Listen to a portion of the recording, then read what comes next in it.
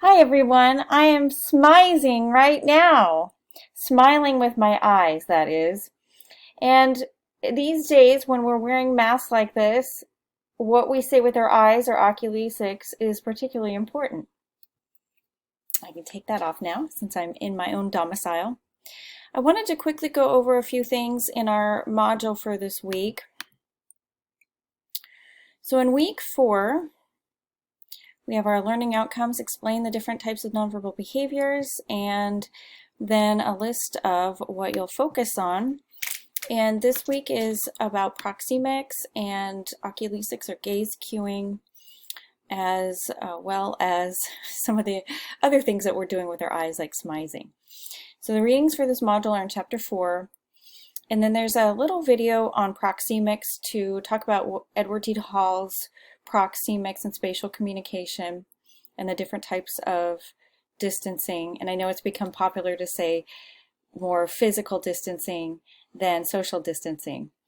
And that's something we want to make a distinction between the scholarly use of the term and the more connotative use or social use of the term.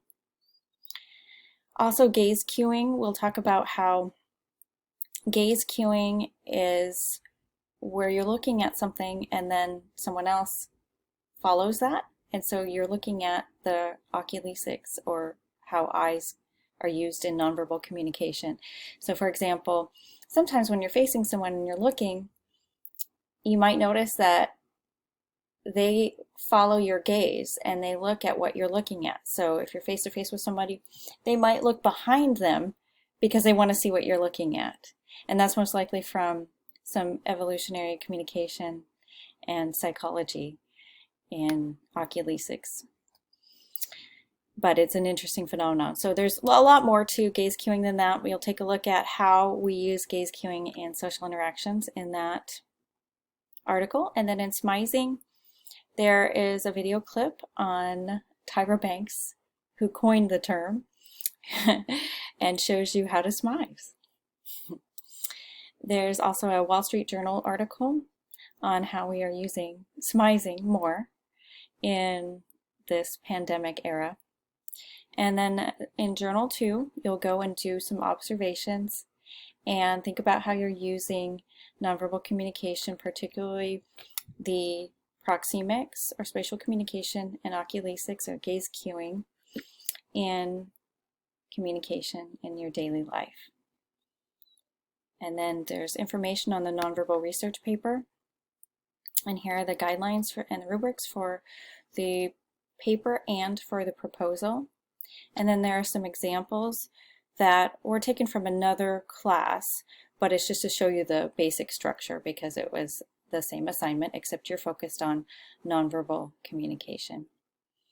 And so think about what you would be interested in within your discipline, within your major.